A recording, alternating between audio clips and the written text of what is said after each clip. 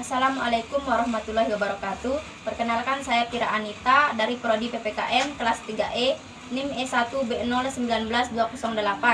Baik, di sini saya akan mempresentasikan hasil kerja atau hasil tugas saya. Yang pertama tentang konsep dasar hukum pidana. Yang pertama tentang pengertian hukum pidana. Hukum pidana adalah hukum yang mengatur tentang pelanggaran-pelanggaran atau kejahatan-kejahatan terhadap kepentingan umum yang disertai dengan suatu sanksi atau penderitaan. Yang kedua, fungsi hukum pidana. Di sini fungsi hukum pidana ada dua, yaitu secara umum dan secara khusus. Secara umumnya adalah untuk mengatur hidup dalam suatu kemasyarakatan atau penyelenggaraan suatu tata dalam masyarakat. Yang kedua secara umum, yang kedua secara khusus untuk mengatur kepentingan hukum terhadap perbuatan yang melanggar hukum yang disertai dengan sanksi atau penderitaan. Selanjutnya, sifat hukum pidana. Di sini sifat hukum pidana menurut Satocit Kartanegara mengungkapkan bahwa hukum pidana adalah hubungan antara individu dengan masyarakat. Hukum pidana adalah hukum publik yang mengatur hubungan antara individu dengan masyarakat yang semata-mata dilaksanakan untuk kepentingan masyarakat. Selanjutnya, jenis hukum pidana. Yang pertama secara formil dan material. Secara material di sini meliputi norma dari perbuatan yang dapat dipidana. Secara formil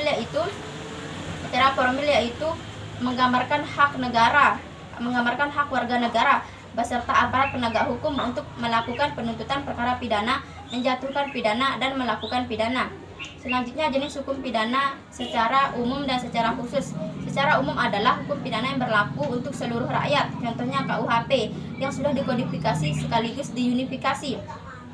Selanjutnya, secara khusus adalah hukum pidana yang berlaku di daerah tertentu saja.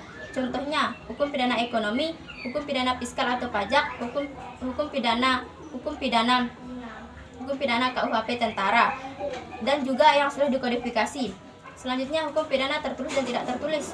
Hukum pidana tertulis di sini meliputi KUHP, KUHAP, dan Undang-Undang Psikotropika. Dan tidak tertulis adalah hukum pidana adat yang masih berlaku di daerah tertentu saja. Misalkan Lombok, Bali, Makassar berdasarkan Undang-Undang Darurat Nomor 1 1951.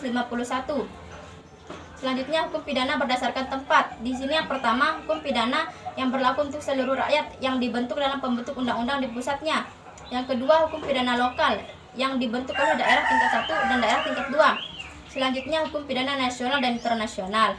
Selanjutnya, lembaga penegak hukum. Di sini lembaga penegak hukum meliputi yang pertama, Kepolisian Negeri, Kejaksaan, Pengadilan Negeri, Pengadilan Tinggi, LP Keuangan, Mahkamah Agung, KPAI, dan KPK, dan Perdagangan.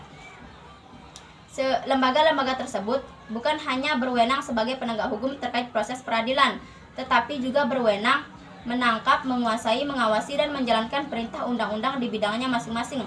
Selanjutnya, yang kedua tentang konsep dasar kriminologi. Di sini konsep dasar kriminologi yang pertama, pengertian kriminologi. Kriminologi adalah ilmu yang mempelajari tentang kejahatan.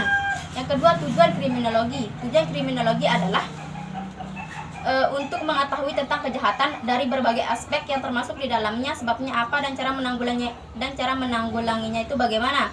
Yang ketiga, manfaat kriminologi. Di sini manfaat kriminologi adalah ada dua.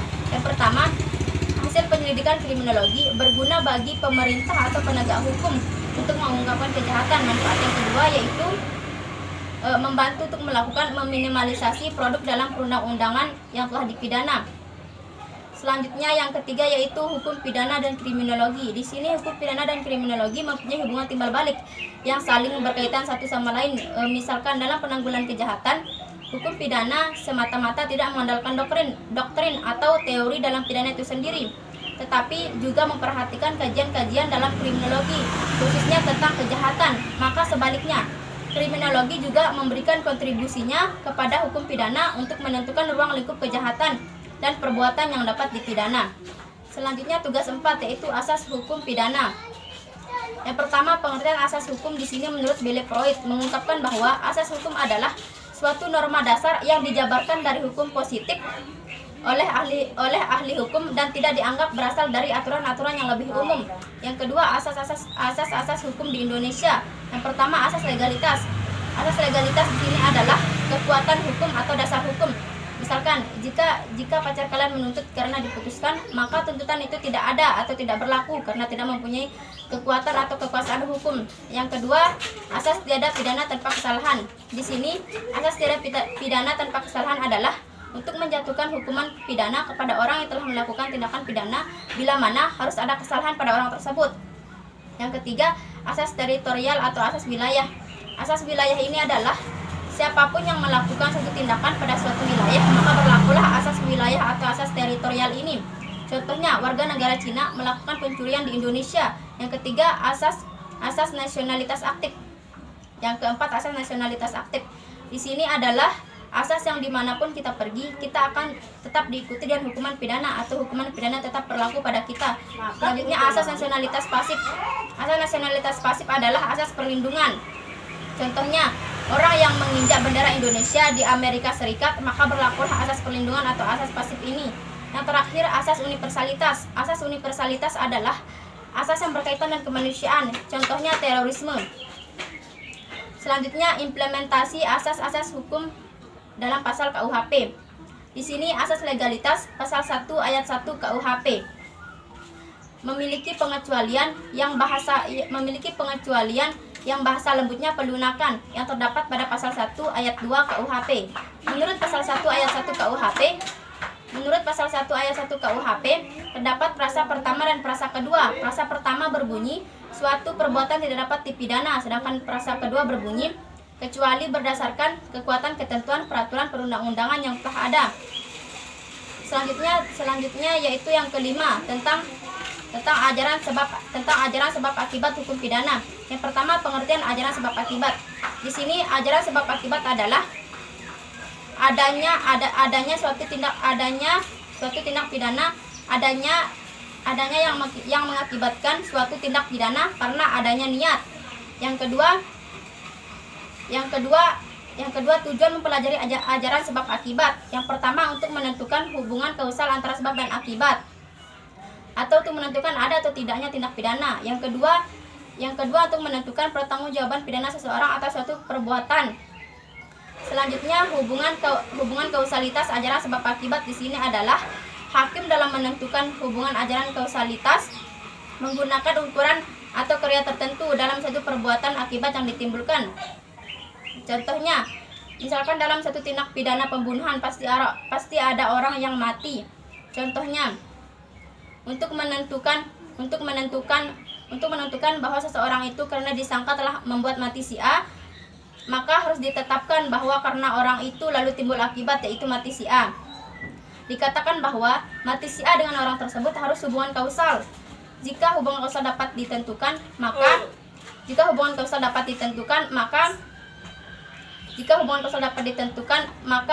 dapat ditetapkan bahwa matinya si A itu karena orang tersebut dan sehingga dapat ditentukan orang tersebut harus mempertanggungjawabkan perbuatannya. Selanjutnya rumusan ajaran sebab akibat dalam KUHP. Yang pertama pada pasal 338 KUHP yang berbunyi, dengan sengaja melakukan tindakan pidana yang mengakibatkan matinya orang lain, suatu akibat yang dikehendaki oleh si pelaku. Selanjutnya pasal 351 ayat 1 KUHP berbunyi, dengan sengaja melakukan tindakan yang mengakibatkan lukanya atau sakitnya orang lain, dan suatu akibat dikehendaki oleh si pelaku. Selanjutnya, implementasi ajaran sebab akibat oleh praktek hukum. Di sini hakim dalam pengambilan keputusan yang dihubungkan dalam ajaran sebab akibat, di mana rumusan delik atau kejahatan dalam perundang-undangan tidak menggunakan suatu akibat. Oleh karena itu, hakim harus mengambil tindakan untuk menentukan ajaran kausalitas dan untuk diterapkan sesuai dengan keyakinannya. Selanjutnya, tugas 6 tentang perbuatan pidana. Di sini tentang perbuatan pidana yang pertama, pengertian perbuatan pidana. Pengertian perbuatan adalah suatu perbuatan yang dilarang oleh aturan pemerintah.